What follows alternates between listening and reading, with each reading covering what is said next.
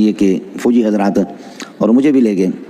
تو جو بات میں آپ کو بتانے والا ہوں وہ لمحہ فکریہ ہے، لمحہ فکریہ ہے، لمحہ فکریہ ہے. ہم لوگوں کو ڈوب مرنا چاہیے، سمجھے. جو بات میں آپ سے عرض کر رہا ہوں وہ کہ یہ فوجی لوگ جو ہمیں لے گئے نا، تو طلباء کو بھی غریبوں کو اذیت میں رکھا، آنکھیں بندی ہوئی تھی اور تھوڑی دیر کے لیے میری آنکھیں بھی بندی، لیکن ایک آدمی آیا اور وہ مجھے لے گیا فوجی میجر کے پاس. تو اس میجر نے کہا کہ آپ عالم ہیں؟ میں نے کہا میں ڈاکٹر ہوں. اس لیے کہ عالم، حافظ، مفسر، محدث کو یہ لوگ جانتے ہی نہیں، اور عربوں کے ہاں بھی یہی ہے. تو میں نے کہا میں ڈاکٹر ہوں، پی ایچ ڈی ڈاکٹر ہوں. اچھا، تو میری آنکھیں بندی ہوئی. پی ایچ ڈی ڈاکٹر، آپ نے کس سبجیکٹ میں یہ ہے کہ ڈاکٹریٹ کی ڈگری حاصل کی ہے؟ میں نے وہ بتا دیا کہ فلانا مضمون ہے فلانا. پھر کہنے لگے کہ آپ مدرسے میں کیا سبجیکٹ پڑھاتے ہیں؟ میں نے کہا میں ڈاکٹر بھی ہوں، حافظ بھی ہوں، عالم بھی ہوں، مفتی بھی ہوں، سمجھے. تو آپ کیا سبجیکٹ پڑھاتے ہیں؟ میں نے کہا صرف نحو، منطق، بلاغت، فقہ، اصول فقہ، حدیث، اصول حدیث، تفسیر، اصول تفسیر، یہ سب میں پڑھا چکا ہوں، پڑھاتا ہوں. کہ یہ سب پڑھا رہے ہیں؟ میں نے کہا میں سب پڑھا چکا ہوں، اور میرے لیے کوئی نہیں ہے، 10 15 سبق میں پڑھا چکا ہوں. تو اس نے یہ کہا کہ اپنے فوجی سے کہ اس کی آنکھیں کھولو. انہوں نے میری آنکھیں کھولی. تو انہوں نے کہا کہ مولانا ہمارا اصول نہیں ہے کہ کسی کی آنکھیں کھولنا، لیکن یہ کہ ہم نے جو رپورٹ معلوم کی ہے، آپ لوگوں کی کوئی رپورٹ نہیں ہے اور کچھ بھی نہیں ہے. یہ جو رپورٹر ہیں ہمارے، انہوں نے بہت غلط ہمیں گائیڈ کیا ہے. یہ پھر کہنے لگے کہ آپ تفسیر بھی پڑھاتے ہیں؟ میں نے کہا تفسیر، حدیث میں سب پڑھاتا ہوں، پڑھا چکا ہوں. تو کہنے لگے کہ اصل تفاسیر دیکھیے لاکھوں کی تعداد میں. ہاں، پہلی بات انہوں نے کہا کہ تفسیریں کتنی ہیں کل؟ میں نے کہا آج سے 22-23 سال پہلے جو سروے ہوا تھا، جو تحقیق ہو گئی، وہ یہ ہے کہ اس وقت 2.5 لاکھ تفسیریں تھیں، اور اب یہ ہے کہ 3 لاکھ تک تقریباً پہنچی ہوئی ہیں. کہا ویری گڈ. پھر کہنے لگے کہ کتنی زبانوں میں؟ میں نے کہا 700 زبان. Very good. ویری گڈ کہتے، پتہ نہیں کیا کہتے، ویری گڈ. پھر کہنے لگے کہ اصل تفاسیر کیا ہے؟ تو میں نے کہا کہ تفسیر ابن کثیر ہے، روح المعانی ہے، اور مدارک ہے، اور اللہ کا تفسیر کبیر ہے. یہ 4 تفسیریں اصل ہیں. کہنے لگے نہیں. میں نے کہا یہی 4 تفسیریں اصل ہے، باقی ان کے دائیں بائیں گھومتے پھرتے ہیں. کہنے لگے نہیں، یہ بات تو آپ ٹھیک کہہ رہے ہیں کہ یہ 4 اصل ہیں، لیکن ایسی تفسیر بتاؤ جس میں مفسر کی بکواسات نہ ہو، صرف اللہ رسول کا کلام.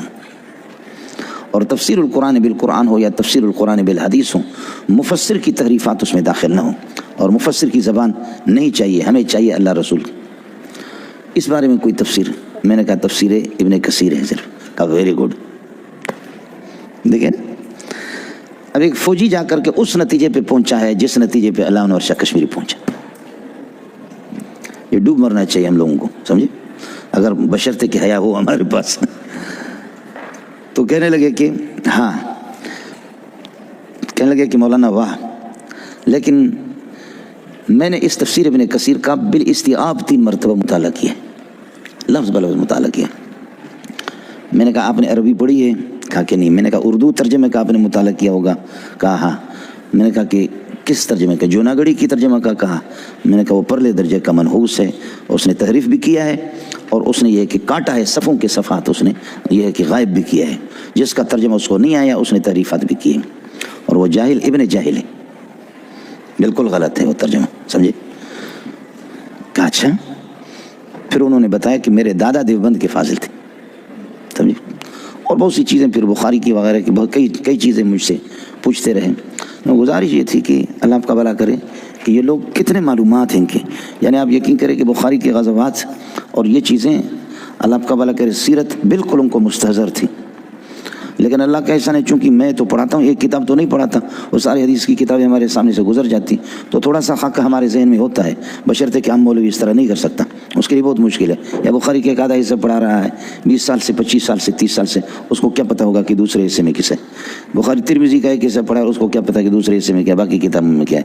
یہ تو مسئلہ ہوتا ہے. آدھا تیتر آدھا بٹیر آدھا تیتر آدھا بٹیر. زندگیاں ان کی اسی پر بھی ہے کہ گزر گئی، وہ تو رہیں گے بھی اسی طریقے پر. لیکن میں حیران ہو گیا کہ اس فوجی کو اتنے معلومات تھے. اور پھر حضرت دامت برکاتہم العالیہ تشریف لائے. اس کے بعد خیر انہوں نے ہم سے معذرت کی، کہنے لگے کہ ہم بہت شرمندہ ہے، بڑا اکرام اور احترام میرا کیا انہوں نے.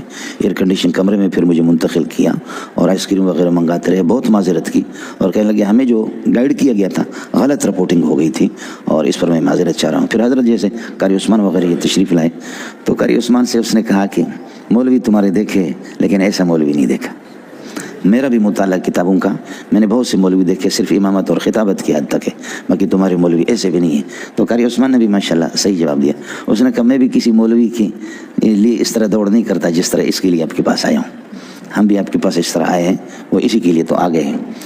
گزارش یہ تھی کہ ایک داڑھی منڈے لوگوں کو ان کو کتنے معلومات ہیں، لیکن اللہ تعالیٰ مجھے اور آپ کو یعنی قبول فرمائے، ہمارے پاس تو ٹچ موبائل ہے اسی میں ہماری زندگی گزرتی ہے، ہمیں کیا ضرورت ہے بولے سر۔ حضرت اقدس کا میں نے عرض کیا کہ مغنی ابن قدامہ علامہ انور شاہ کشمیری فرمایا کہ متاخرین